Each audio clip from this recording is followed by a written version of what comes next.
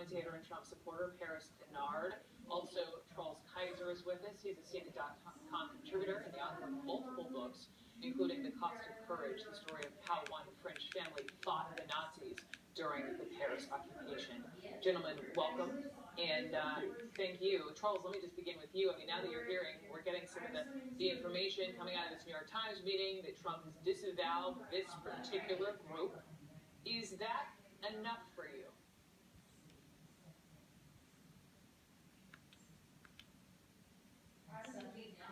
We should never ask his supporters again to give the Nazi salute, which he did at a rally in March. That's not a good idea. In July, I think it was a mistake. Wait, when did he say that? In March, he asked his supporters to raise and pledge their support to his candidacy and promised to vote for him.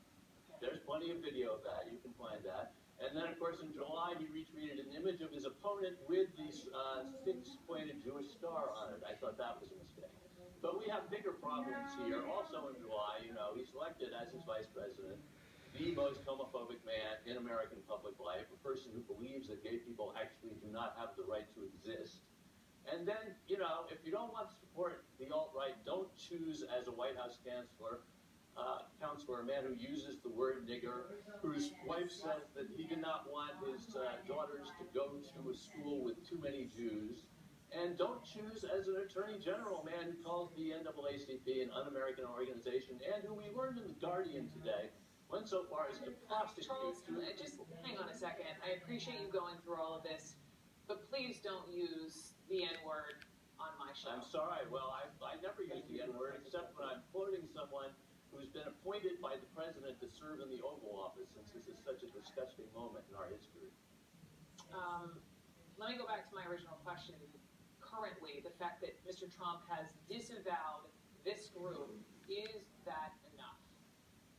Well, actions speak louder than words, and all of his actions have been things that encourage groups like these by appointing Jeff Sessions as Attorney General.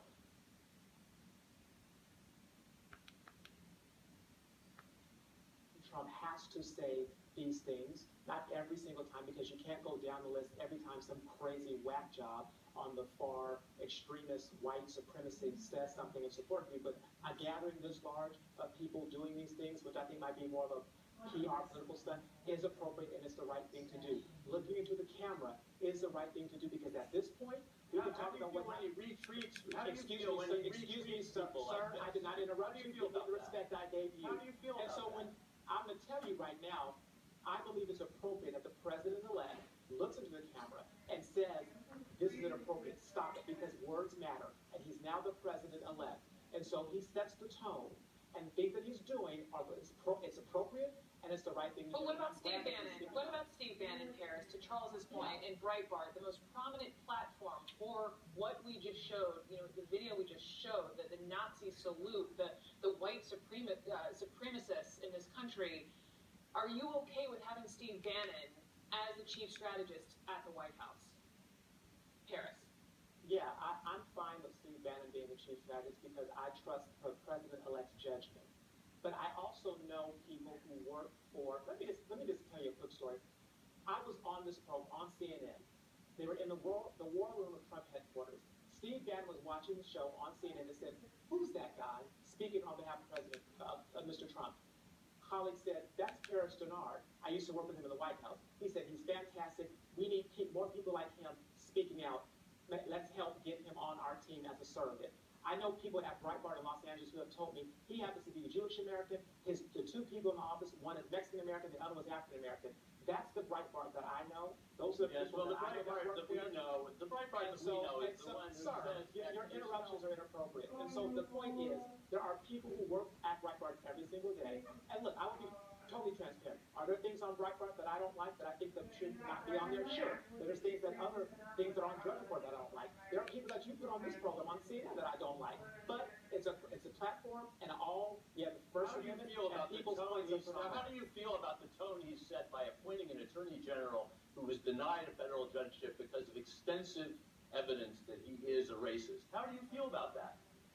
I think, first of all, I don't think you're the host of the show, so I'm not going to answer questions from you, but I will say The that point, and we made that point multiple times on the allegations. You're referring to Jeff Sessions in the late 80s, and he was denied the judgeship in Alabama because of the allegations. He, I know, has refuted the claims that he is racist, but it's a point. It's a point taken from Charles' side, and that will say he's refuted it. Denied it, but that will make for a contentious, potentially, confirmation Sure. hearing. And I think Brooke, I think the easiest thing to do is for people to talk about race and use the race card to try to divide this country.